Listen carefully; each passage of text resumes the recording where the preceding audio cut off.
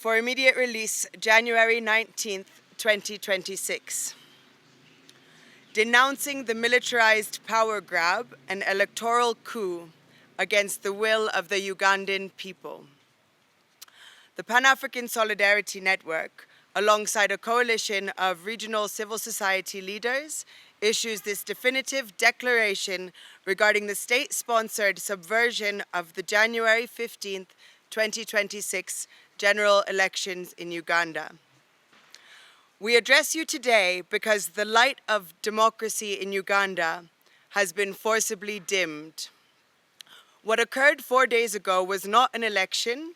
It was a premeditated power grab and a military coup against the sovereignty of the Ugandan people, superintended for the benefit of dictator Yoweri Museveni, who grabbed power by the gun and so despises democracy that he once famously stated that he cannot be removed by a mere piece of paper.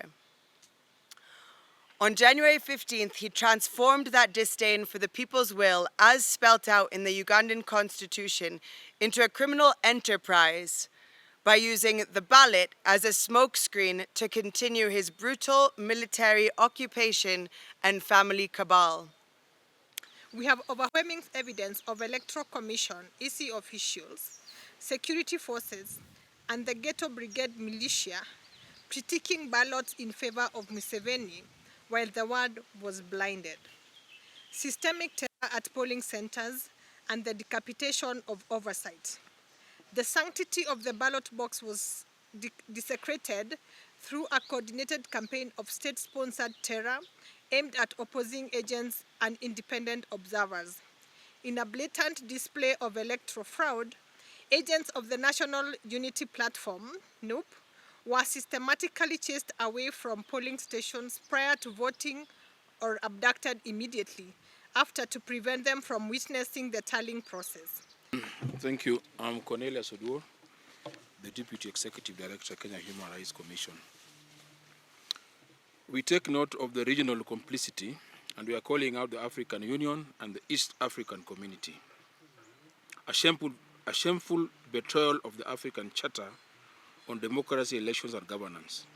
To the African Union Commission, your January 17th statement congratulating Yoweri Museveni is not just premature. It is a profound betrayal of the African Charter on democracy, elections and governance. By endorsing a declared result of 71.61%, while the nation was plunged into a total digital blackout, and Robert Kangulani, Bobby Wine's family, remained under illegal house arrest, the EU has signaled that it values the survival of autocrats over the lives of African citizens. You have chosen to ignore the documented abduction of NUP leaders, the nomination of candidates, the torture of activists, and the killing of citizens, effectively endorsing a crime scene as a democratic exercise. The AU's complacency today sets a dangerous precedent, suggesting that the Africa we want is one where sovereignty is stolen at the barrel of a gun while continental body looks the other way. We demand an immediate end to the state's war against its citizens and their defenders in Uganda. To the ruling Museveni family and the NRM regime, in this we demand the immediate and unconditional release of all the prisoners, activists and abductees. Political detainees on the length remands must be brought to court or unconditionally released. The state must cease the illegal or arbitrary detention of opposition leaders and their supporters.